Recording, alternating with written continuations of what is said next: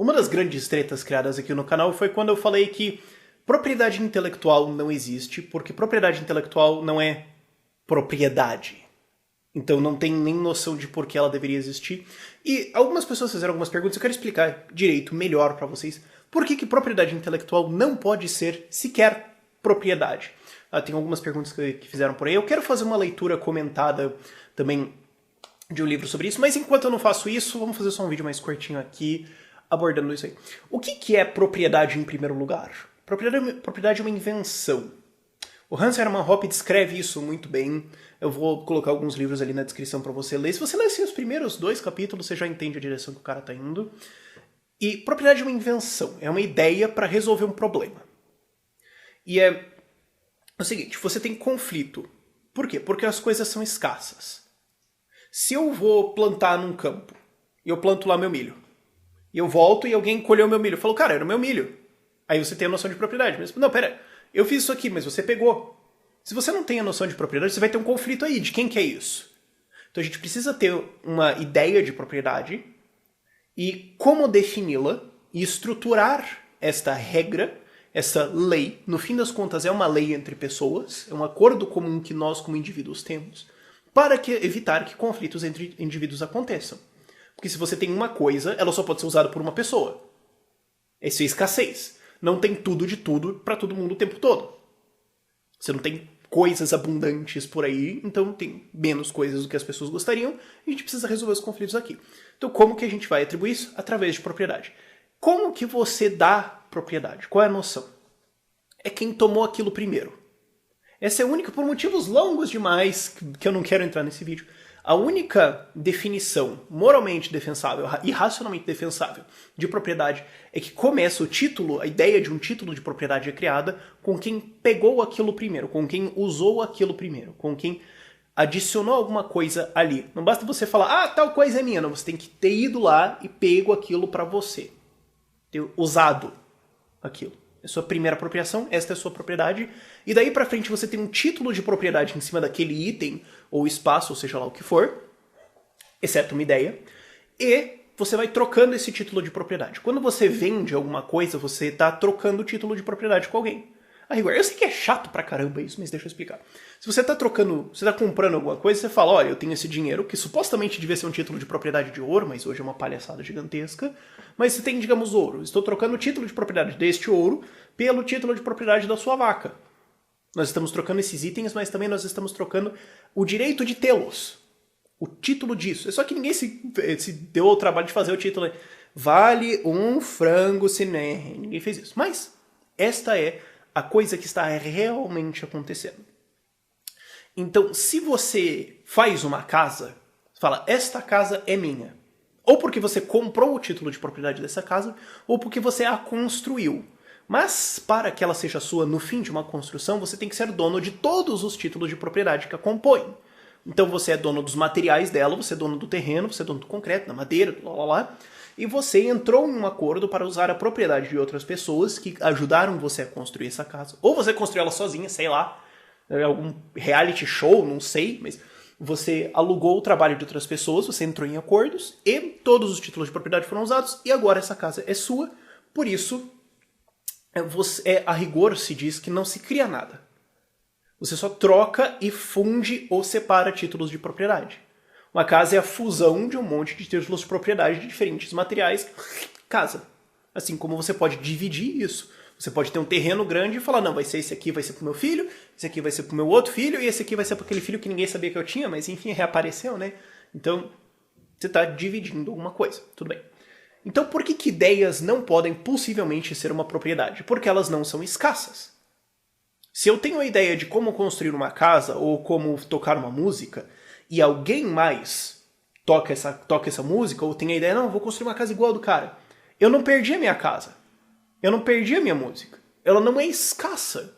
A ideia de propriedade nasce para evitar conflitos em cima de recursos escassos. Ideias não são recursos escassos. Portanto, a ideia de propriedade sequer se aplica à noção de uma ideia. Não há conflito. Não, eu inventei uma piada, outra pessoa também. E aí?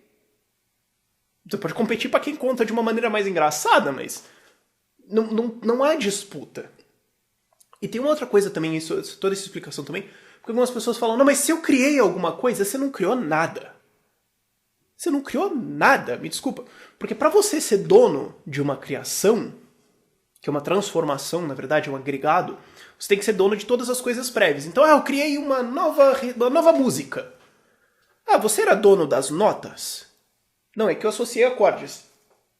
Você era dono dos acordes?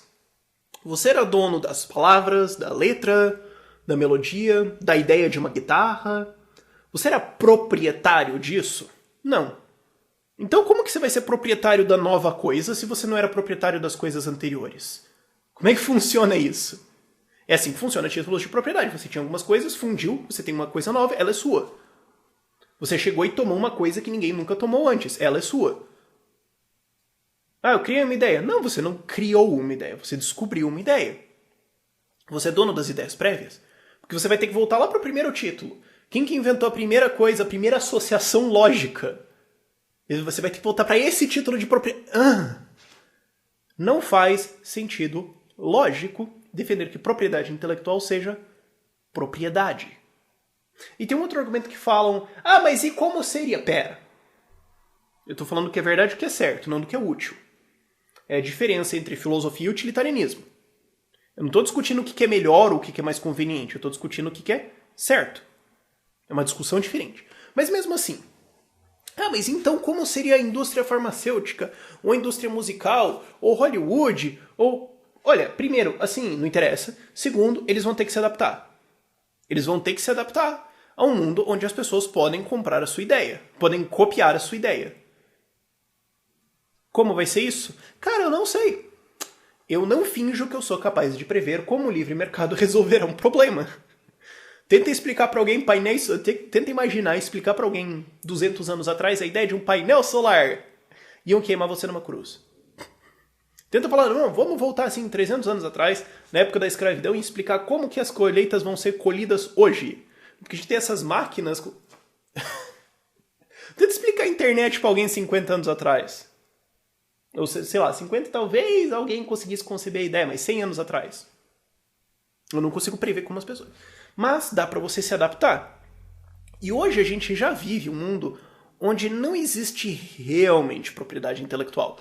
Porque é muito fácil infringir propriedade intelectual, copyright. É muito fácil copiar coisas. E assim, baixar uma música, copiar uma música, você já fez isso, tá?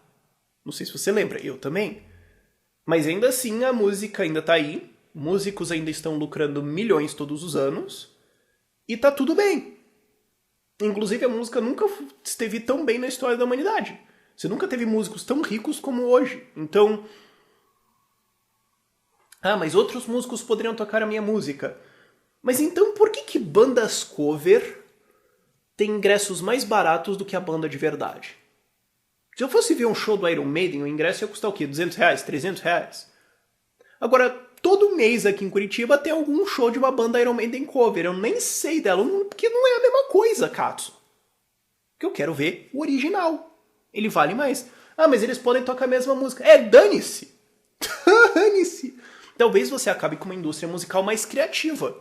Por exemplo, tem uma banda que eu adoro que se chama Iluvetti. É um bando de suíços lá que tocam folk, metal e tudo mais. Cara, vai copiar o que eles fazem. Vai. Sério, vai lá. Boa sorte. Você tá convidado. Copia o Petrucci. Vai lá, toca igual o Petrucci. Quero ver. Toca igual. Você não vai. Você pode acabar com coisas mais criativas. Talvez. Outro exemplo também. Netflix. Vem cá, você pode baixar qualquer série ou filme se você quiser. Você pode.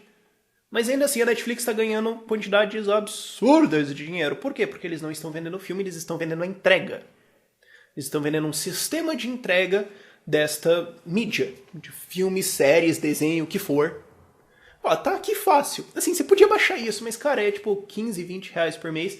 E vamos ser sinceros, você é preguiçoso pra caramba e você vai pagar 20 reais aqui só pra você ganhar esse negócio em HD facinho. Você só vai lá, pronto. Você não precisa ficar comprando, vendo qual site não tem vírus, essas coisas. Você pode vender o sistema de entrega. Tem vários jeitos que você pode adaptar o seu negócio a uma nova coisa. Mas como seria resolvido isso? Não sei, não importa. Adapte-se à simples realidade que ideias não são propriedade. Por esse vídeo é isso. Dúvidas nos comentários, tem um livro lá também na descrição sobre isso. E tchau, tchau.